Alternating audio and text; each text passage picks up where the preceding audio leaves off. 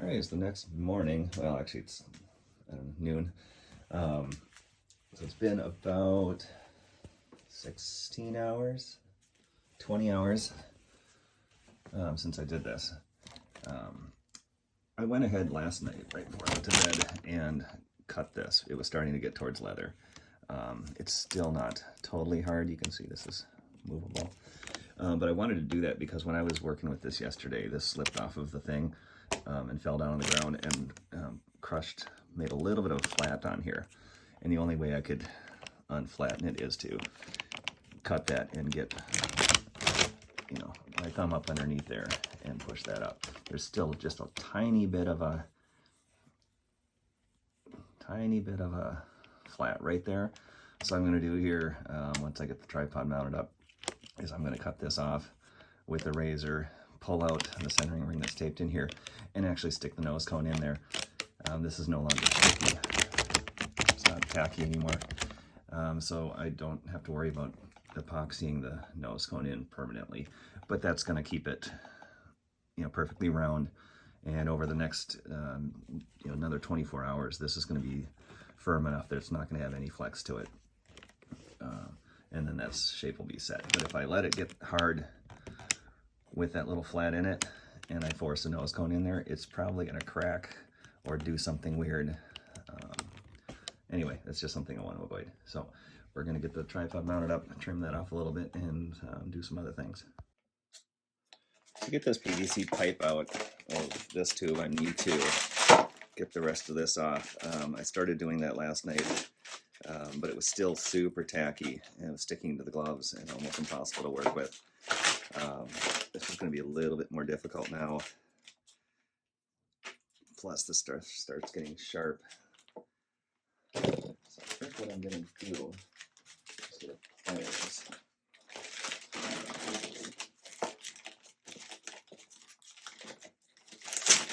There we go.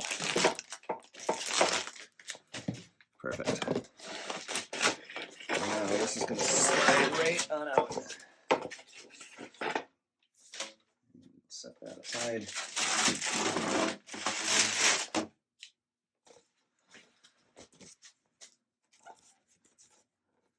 This is already getting pretty nice and firm. Using a utility knife, brand new blade. Always use a brand new blade when you're doing this. It's not worth using a dull blade, slipping, screwing up your work. Plus, it's just a pain. You never want to cut towards yourself, but sometimes you do actually.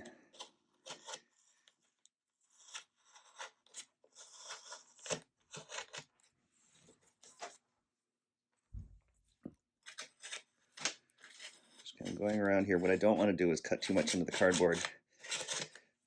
So I don't want to go through the tape. That's why I'm not trying to pull this tape off first. The tape's not obviously going to protect it, but it's going to be an indicator if I go too deep. I'm just going to go around, try to cut this off flush. I am probably going to run a sanding block, 220 grit or something like that, 120, and just to square this off. But this comes out pretty darn slick.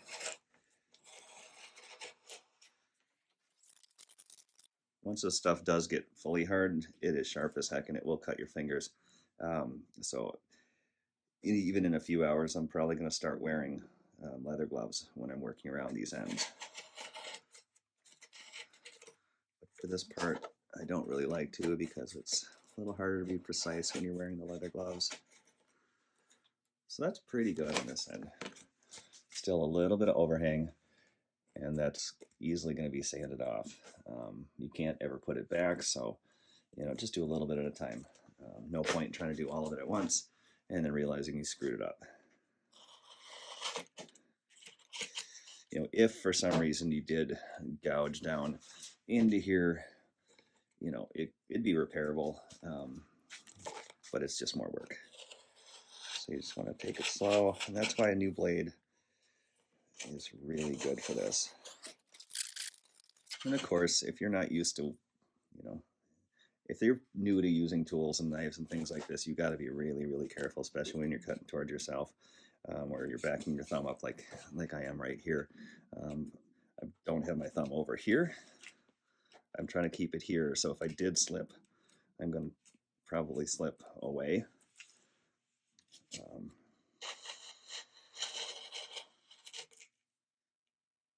Just take it slow.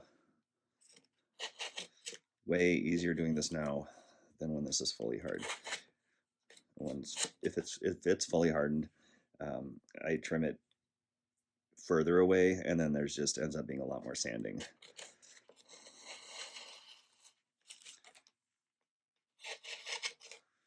Trying to keep the blade flat to this edge, try not to dive down into the edge.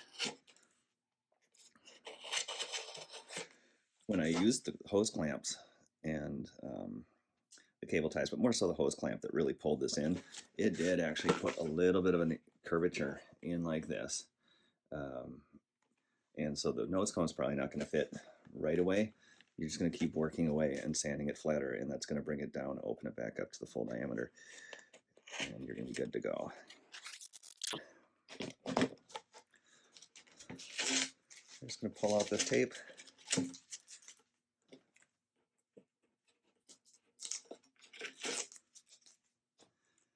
And if I taped it right, I should not have epoxied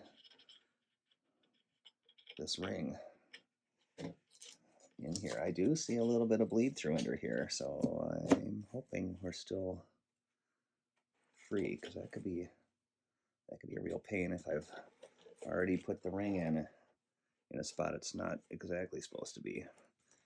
It's pretty close to where it needs to be, but I don't know. We'll see. Yeah, no, it's movable. That's good. I did not screw this up. The edge of the tape has been epoxied to the tube. That's what's making it a little bit of pain. I'm going to use another blade here that just going to try to get in here without getting into the plywood, or not the plywood, the cardboard. Picking away, there we go. And I use, green tape is not supposed to tear away the inside of the plywood. Or, I don't know why I keep saying plywood. Cardboard, as bad as white tape.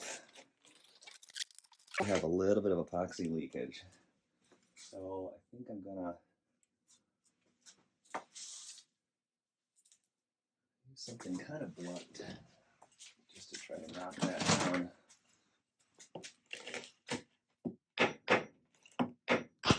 Wow. Yeah, I might have made myself a little problem here. There.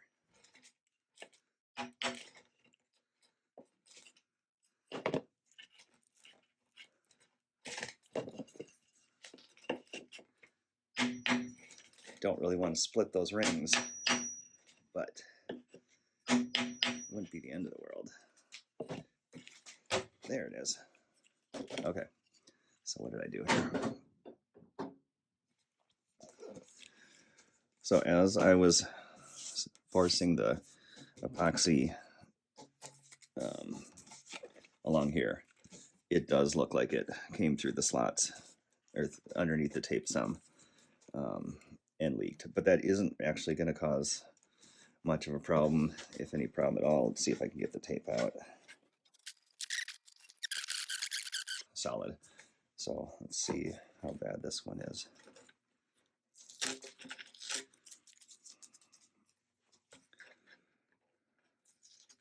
This one, actually, I don't think there should be any problem here because there's no slots at this end. So there shouldn't have been any leakage, to glue this. So this just, it shows that the more preparation you do up front, the less cleanup work or more cutting or trimming or sanding you're going to have to do down the line. And, I like spending the time building these things. That's why I do it. I don't just, I wouldn't be as into this as if you could just go buy this thing off the shelf, completely made. That said, there's only a certain amount of time I have each day to work on fun stuff like this. And so I'd rather work on the building and designing, not going back and fixing problems. So I don't think, as long as we're going, let's try to get this tape out as much as we can.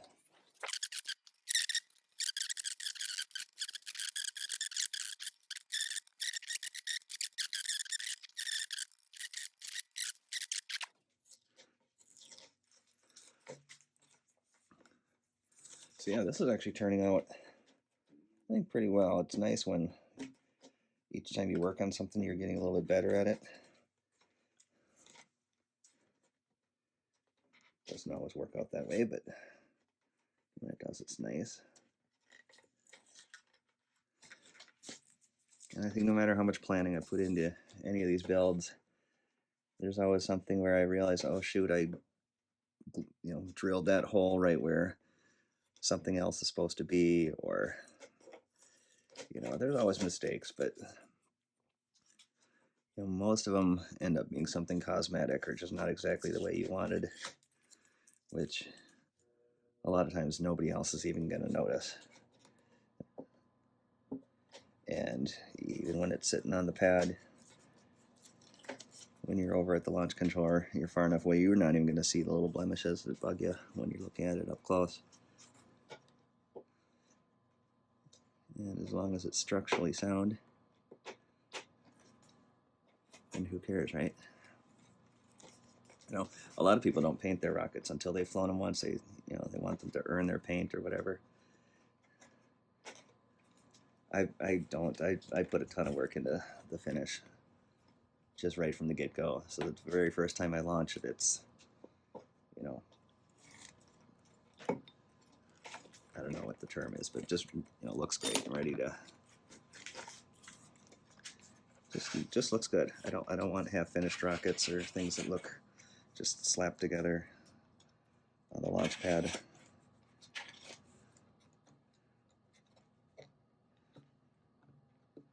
Just picking away. Just about got it all. A little bit of green left on here.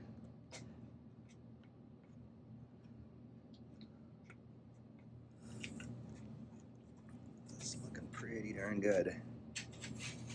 Oh, there. Okay, I actually got into the cardboard just a little bit there,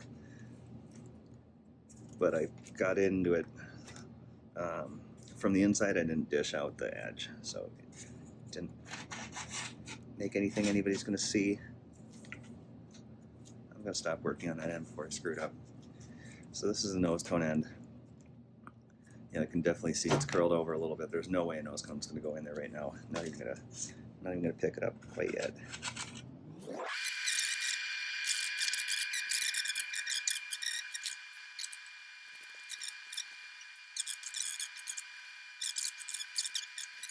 Just trim and check and trim and check. Get pretty close. There we go. So I just wanted that in there enough, or trimmed up enough so that I could get this in. That's going to keep that round in there as this thing cures up over the next day. And that is a glass body tube.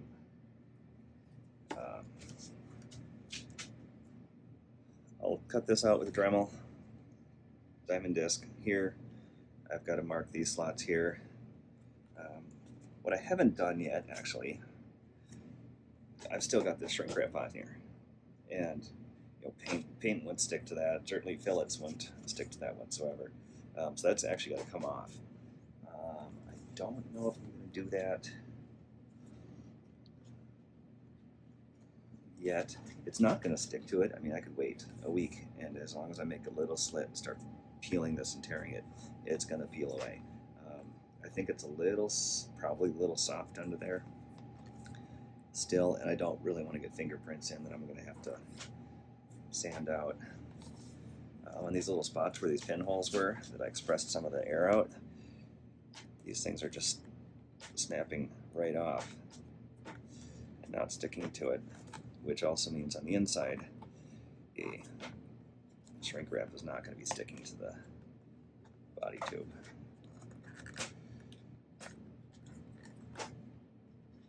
Just like opening a present, it's tempting to just peel this off and be like, ooh, look at the finish right now. But I think it's worth at least waiting another 8 to 10 hours, maybe check it out tonight. But there's plenty of other stuff I can do on this rocket. Well, this takes its time. All right, it's just about 24 hours since I fiberglassed this. I think I am gonna think just for the purposes of the video, I'm gonna start peeling off the shrink wrap if I can. You don't want to damage the surface that you already have. And so what I like to do is find a spot that doesn't matter, like in here.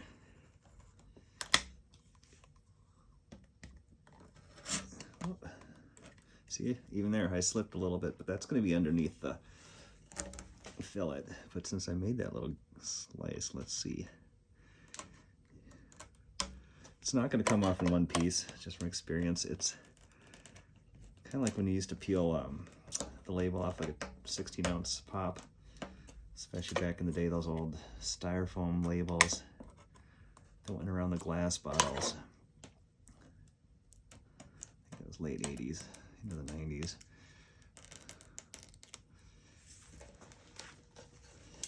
So I'm starting to get it. You know, you'll get some pieces that peel off big chunks. Sometimes it'll go around it like a little spiral.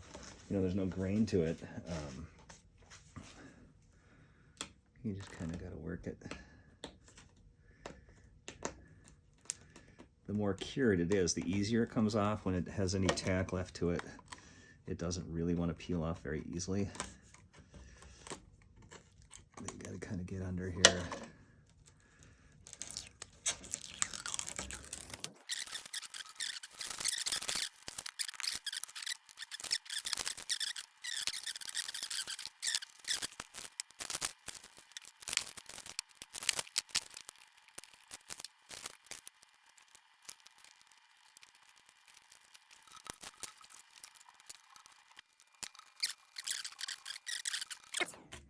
A little bit of stuff on top of a little piece of shrink wrap still, or if that was a little bubble, but I don't want to cut at it too much. That's something we'll just sand smooth. You know, and you know, those you can see from the lines of reflection. You know, it's pretty flat. Not a lot of ripples in there.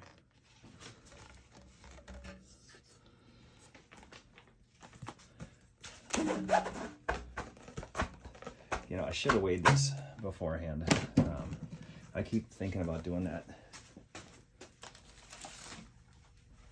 just to see what the difference in weight is between one that's been glassed and one that is just the cardboard. Oh, boy.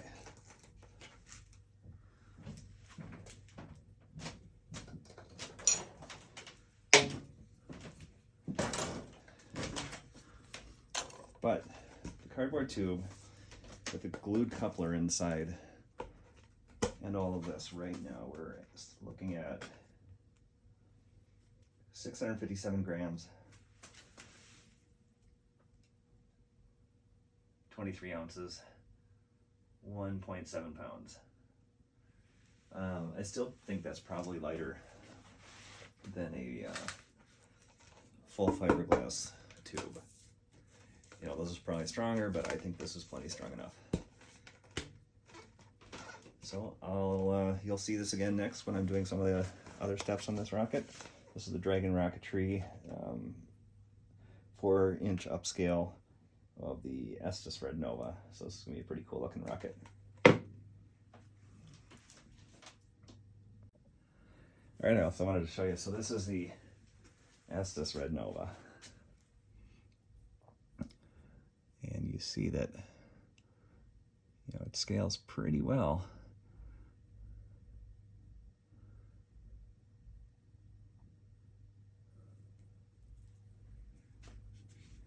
That's gonna be a cool rocket.